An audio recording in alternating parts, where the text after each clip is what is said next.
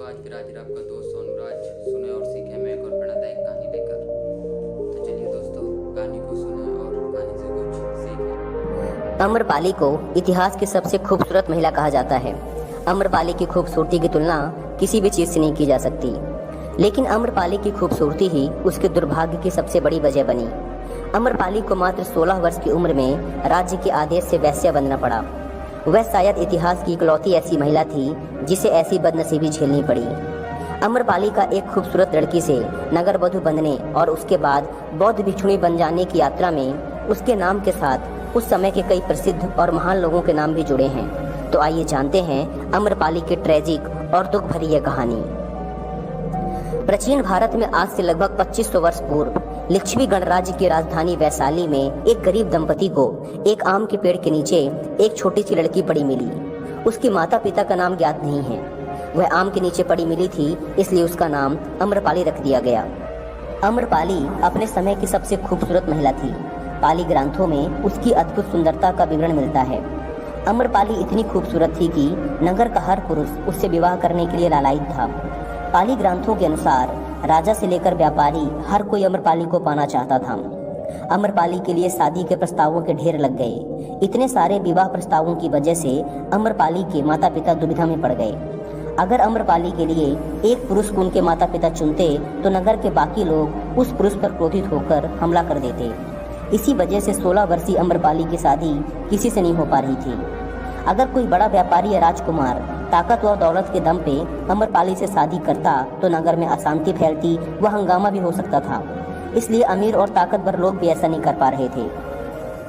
पाली ग्रंथों के अनुसार वैशाली एक लोकतांत्रिक राज्य था जिसकी अपनी एक सांसद भी थी। जब अम्रपाली की खबर वैशाली सांसदों के सदस्यों तक पहुंची तो उन्होंने इस मुद्दे पर चर्चा करने का फैसला किया। उन्होंने तय किया कि वैशाली राज्य की एकता और शांति के लिए सभी की खुशी जरूरी है, इसलिए अम्रपाली को नगर वधु यानी कि वैश्या बना दिया गया। अम्रपाली अब पूरे नगर की दुल्हन बन चुकी थी जिसे अब हर किसी से प्यार करना था। अम्रपाली को नगर वधु बनाने से वैशाली के लोग तो खुश हो गए, लेकिन इस तरह से अम्रपाली अपनी खूबसूरती का शिकार बन गई। अम्रपाली को जनपद कल्याणी की उपाधि दी गई। यह किताब 7 सालों के लिए दिया जाता था और इसे साम्राज्य की सबसे खूबसूरत और प्रतिभाशाली औरत को दिया जाता था। अम्रपाली को अपना महल मिला। उसे शारीरिक संबंध बनाने के लिए अपना पार्टनर चुनने का अधिकार भी मिला। इसके साथ ही वह वैशाली राज दरबार की नृत्यांगना भी बन गई। अम्रपाली की अद्भुत सुंदरता की बातें न केवल पूरे वैशाली राज्य में बल्कि उस समय के 16 महाजनपदों के राज्यों तक भी फैली हुई थी।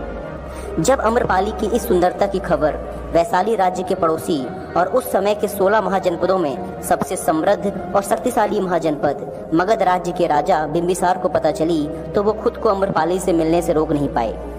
लेकिन मगध के राजा बिंबिसार के वैशाली राज्य के साथ हमेशा ही दुश्मनी भरे रिश्ते रहे थे, इसलिए अम्रपाली से मिलने के लिए उन्हें अपना भेष बदलकर वैशाली राज्य जाना पड़ा ताकि कोई उन्हें पहचान ही न सके। बिंबिसार खुद भी एक बहुत ही अच्छे संगीतकार थे। जब वे अम्रपाली से मिले तो वो उसके प्यार में पड़ गए। इसी दौरान अम्रपाली बिंबिसार के एक बच्चे की माँ भी बनी थी। उसका यह बेटा आगे चलकर एक बौद्ध भिक्षुक बन गया था। एक बार जब बिंबिसार ने वैशाली पर आक्रमण किया तो उसने अम्रपाली के महल में ही शरण ली थी। उसने अम्रपाली के महल को छोड़कर बाकी सारे वैशाली शहर पर हाहाकार मचा दिया था।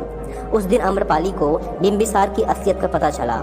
अम्रपाली ने बिंबिसार से युद्ध रोकने के लिए कहा और बिंबिसार ने अम्रपाली की बात मान ली।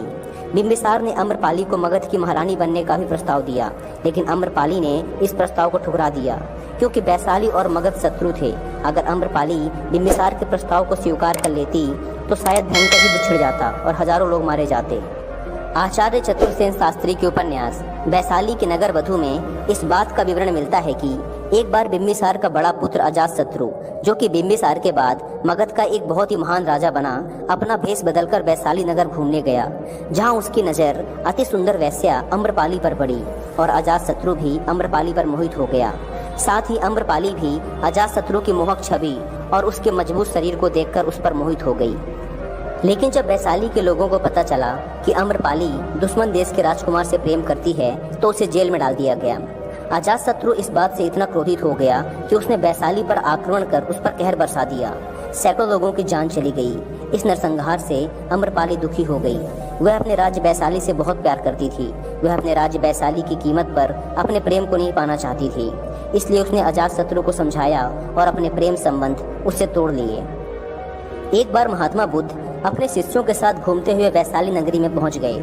महात्मा बुद्ध के आने की बात पूरे नगर में फैलते देर न लगी, जिसे जब पता चलता वह तभी उनसे मिलने पहुंच जाता और उनके उपदेश सुनकर खुद को भाग्यशाली समझता। बुद्ध का चरित्र ही ऐसा प्रभावशाली और शांत था कि उनसे प्रभावित हुए बिना कोई रह ही नहीं सकता था।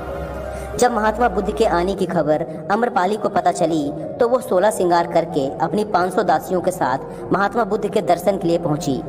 ऐसा कहा जाता है कि जब अम्रपाली महात्मा बुद्ध के पास पहुंची तो बुद्ध ने अपने शिष्यों को आंख बंद करने के लिए कह दिया था, क्योंकि बुद्ध जानते थे कि उनके वो शिष्य जो कि अभी भी पूरी तरह से खुद को नहीं जान पाए, जिनके अंदर अभी भी मोह और काम वासना जीवित है, वो अम्रपाली को देखकर विचलित हो सकते हैं।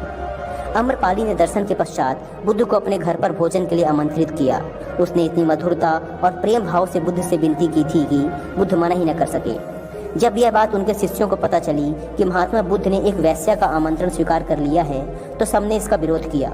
उनका सबसे नजदीकी शिष्य महेंद्र तो जिद पे अड़ गया। शिष्य कहने लगे कि समाज में क्या संदेश जाएगा, लोग क्या सोचेंगे कि बुद्ध उस वैश्या के घर क्यों गए थे। आपके विरोधी आपके खिलाफ तरह तरह की बातें फैलाएंगे, आपके चरित्र के ऊपर तरह तरह की कहानियां बनाकर उन्हें प्रचारित करेंगे। महात्मा बुद्ध ने बड़ी सरलता से अपने शिष्यों से कहा, मैंने तो उसका प्रेम भावना देखी है। उसने जिस भावना से मुझे बुलाया वह एकदम पवित्र और निश्चल थी। वह आज मुझसे मिलने एक वैश्या बनकर नहीं बल्कि एक भक्ति भाव से आई थी। फिर भला मैं कैसे उसका आमंत्रण अस्वीकार कर देता, फिर चाहे वो वैश्या हो या कोई सन्यासी। दोपहर होते ही बुद्ध अम्रपाली के घर भोजन के लिए गए। वह पहले से ही भोजन की सारी व्यवस्था करके महात्मा बुद्ध के आने की राह देख रही थी। मन में यह विचार भी आ रहा था कि कहीं बुद्ध अपनी बात से मुकर न जाएं। इतने बड़े सन्यासी भला क्यों एक वैश्या के बुलाने पर उसके घर आकर भोजन करेंगे। परंतु जैसे ही अम्रपाली ने बुद्ध को अपने घर आते देखा, उसकी प्रसन्नता का ठिकाना न रहा। वह दौड़कर दरवाजे पर गई और उनका स्वागत किया, उन्हें सम्मान पूर्वक बैठाया और खुद अपने हाथों से भोजन परोसा। महात्मा बुद्ध के शिष्य जो कि उनके साथ आए थे, जब एक वैश्या को, जिसके कदमों में खुद सम्राट बिंबिसार से लेकर अजातशत्रु थे, पूरी वैशाली जिसकी एक झलक पाने के लिए तरसती थी, उसे एक सन्यासी के लिए ऐसा व्यवहार करते देख बुद्ध के शिष्यों के मन में अपने गुरु के लिए सम्मान और भी अधिक बढ़ गया। जब महात्मा बुद्ध भोजन कर रहे थे तब अम्रपाली बैठी हुई बस महात्मा बुद्ध को एकटक निहारती जा रही थी। महात्मा बुद्ध जिस शांति व एकाग्रता के साथ भोजन कर रहे थे उसे देख अम्रपाली बहुत प्रभावित हुई। उसके महल में महात्मा बुद्ध के आने से जो पॉजिटिव एनर्जी, शांति व आकर्षण फैला था वह उसे अंदर से महसूस कर पा रही थी। साथ ही महान बुद्धा के तेज व आभा मंडल से वो अति सुंदरी अम्रपाली भी प्रभावित हुए बिना ना रह सकी। उसके अंदर एक चेतना जागी। उसने महसूस किया कि असली शांति व आनंद तो बुद्ध के चरणों में ही है। पल भर में ही उसे अपने महल, धन दौलत, बाग बगीचे, दास दासियां, सारी शानो शौकत सब व्यर्थ लगने लगी। इसलिए उसने मन ही मन बौद्ध भिक्षुणी बन जाने का निश्चय कर लिया।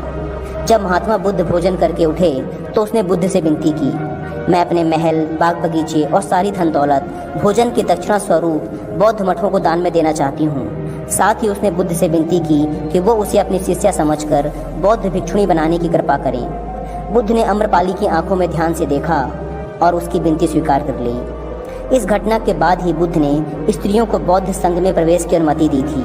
इससे पहले कोई भी स्त्री बौद्ध भिक्षुणी नहीं बन सकती थी। अम्रपाली इसके बाद सामान्य बौद्ध भिक्षुणी बन गई और वैशाली के हित के लिए उसने अनेक कार्य किए। उसने पूरी उम्र अपना मुंडन करवाकर हाथ में भिक्षा पात्र लेकर सामान्य भिक्षुणी का जीवन व्यतीत किया। तो दोस्तों, कहानी अच्छी लगी हो तो वीडियो को लाइक करें और इस तरह की कहानी सुनने के लिए हमारे चैनल को सब्सक्राइब करें।